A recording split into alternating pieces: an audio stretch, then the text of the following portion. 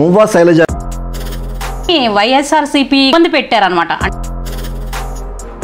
మనం చూస్తున్నాము కక్ష సాధింపు చర్యలు జరుగుతున్నాయి. వైఎస్ఆర్సీపీ కాంగ్రెస్ మాత్రం ఖచ్చితంగా కక్ష సాధింపు చర్య చేసింది. రెడ్ బుక్ అనేది ఒక రాజ్యాంగం లాగా రెడ్ బుక్కే కనుక ఇప్పుడు అమలు పరిచినట్టయితే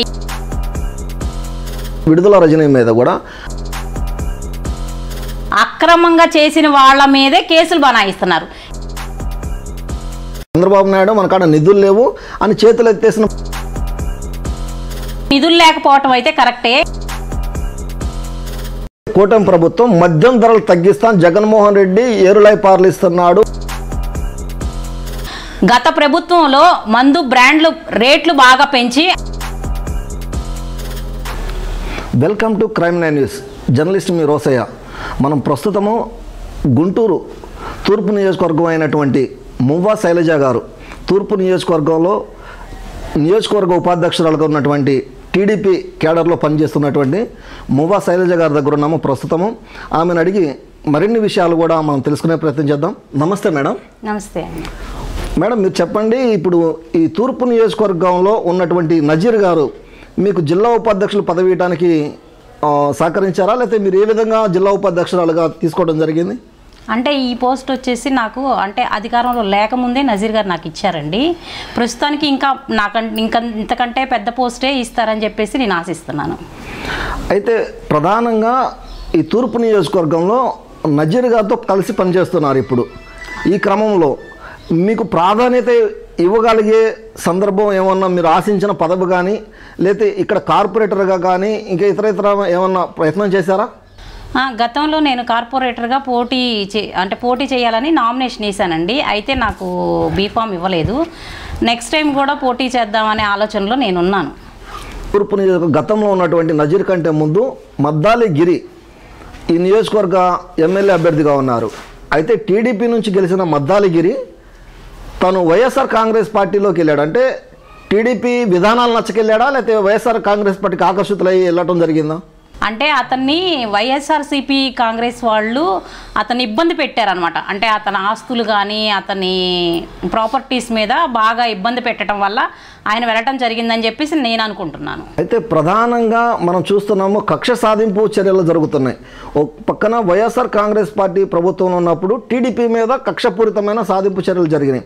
అదే ఈరోజు కూటమి ప్రభుత్వం వచ్చిన తర్వాత కూడా వైఎస్ఆర్ కాంగ్రెస్ పార్టీ మీద బలమైన ఆరోపణలు చేస్తున్నాయి, బలమైన కేసులు నమోదు చేస్తున్నారు. దీనికి మీరు ఏ విధంగా స్పందిస్తారు? వైఎస్ఆర్సీపీ కాంగ్రెస్ మాత్రం ఖచ్చితంగా కక్ష సాధింపు చర్య చేసింది. కాకపోతే టీడీపీ మాత్రం అలా చేయలేదని నేను అనుకుంటున్నా. ఎందుకంటే వాళ్ళ చేసిన ఏదైతే ఉందో వాటి మీద లీగల్గానే తీసుకుంటున్నారు, కానీ కక్ష సాధింపు అనేది మాత్రం ఎక్కడా చెయ్యట్లేదని నా ఉద్దేశం. ఏదైతే నారా లోకేష్ బాబు ఉన్నారో రెడ్ బుక్ అనేది ఒక రాజ్యాంగం లాగా ఆ రెడ్ బుక్ అమలు చేసే విధంలో వైఎస్ఆర్ కాంగ్రెస్ పార్టీలో ఉన్నటువంటి క్యాడర్ మీద సోషల్ మీడియా మీద ఈరోజు కక్షపూరితమైన కేసులు పెడుతున్నారు. రెడ్ బుక్ కూడా అమలు జరుగుతుందని రాష్ట్ర ప్రజలు అనుకుంటున్నారు. అదే కూడా వైఎస్ఆర్ కాంగ్రెస్ పార్టీ ఫోకస్ చేస్తుంది. కూటమి ప్రభుత్వం తరఫున ఉపాధ్యక్షురాలుగా మీరు దీన్ని ఏ విధంగా స్పందిస్తారు? లోకేష్ గారు రెడ్ బుక్కే కనుక ఇప్పుడు అమలు పరిచినట్టయితే ఈ పార్టీకి అందరూ కూడా జైల్లోనే ఉండేవాళ్ళు. కానీ వాళ్ళు ఎలాగైతే అంటే వాళ్ళ చేసిన పనులను బట్టి వీళ్ళు అంటే వాళ్ళకి శిక్షలు పడేలాగా అంటే లీగల్గా ఎలాగైతే లీగల్గా చేయాలో అలాగే చేస్తున్నారు. కానీ రెడ్ బుక్ విధానం అయితే మాత్రం అమలు చెయ్యట్లా. అదే ఇంకా ఆయన చెయ్యాలనుకునే విధంగా చేసినట్టయితే ఈ పార్టీకి ఉన్న వాళ్ళందరూ కూడా జైలుకి వెళ్ళిపోయేవాళ్ళు అనమాట. అయితే మనం చూస్తున్నాం, మన గుంటూరు జిల్లాలో ప్రధానంగా చిలకలూరుపేట నుంచి గెలిచినటువంటి విడుదల రజనీ మీద కూడా కేసులు అయితే నమోదు చేసిన పరిస్థితి అయిపోయింది. అదేవిధంగా జిల్లాలో అనేక మంది మీద కేసులు పెడుతున్నారు. కూటమి ప్రభుత్వం ఏర్పడిన తర్వాత అంటే ఇక్కడ ఎమ్మెల్యేల మీద, తర్వాత మంత్రులుగా చేసినటువంటి వాళ్ళ మీద, సోషల్ మీడియా మీద కూడా కేసులు పెడుతున్నారు.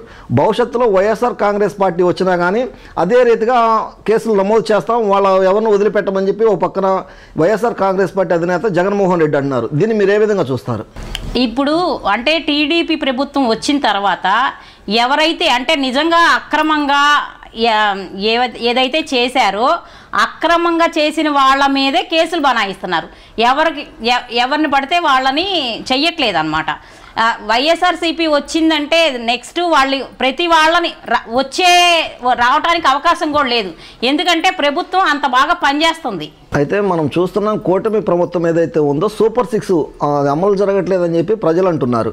సూపర్ 6 అమలు చేయడానికి నిధులు లేవా, ఒక పక్కన చంద్రబాబు నాయుడు మనకాడ నిధులు లేవు అని చేతులు ఎత్తేసిన పరిస్థితిలాగా సోషల్ మీడియాలో చూపిస్తున్నారు.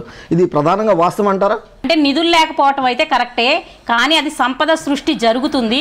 ఖచ్చితంగా సూపర్ 6 అనేది అమలు జరుగుతుంది, కాకపోతే కొంచెం టైము. ఇప్పుడు ఆల్రెడీ పెన్షన్ కార్యక్రమాలు జరుగుతున్నాయి. మళ్ళీ మొన్న ఇది ఏది అన్నా క్యాంటీన్స్ జరుగుతున్నాయి. నెక్స్ట్ రేపు జూన్ జూలైలో తల్లికి వందనం అనేది కూడా స్టార్ట్ అవుతుంది.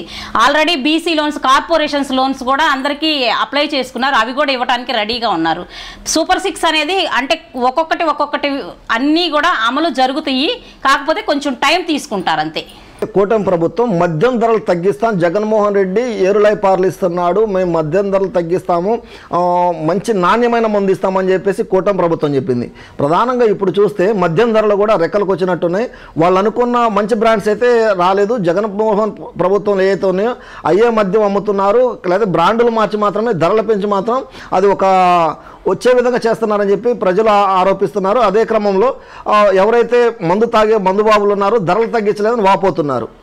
మందు గురించి నాకు అంత ఆలోచన లేదు కానండి, కాకపోతే మాత్రం గత ప్రభుత్వంలో మందు బ్రాండ్లు రేట్లు బాగా పెంచి, అంటే దాన్ని ఆన్లైన్ విధానం లేకుండా ప్రతిదానికి కూడా క్యాష్ తీసుకొని అమ్మినట్లు నాకు అవగాహన ఉంది.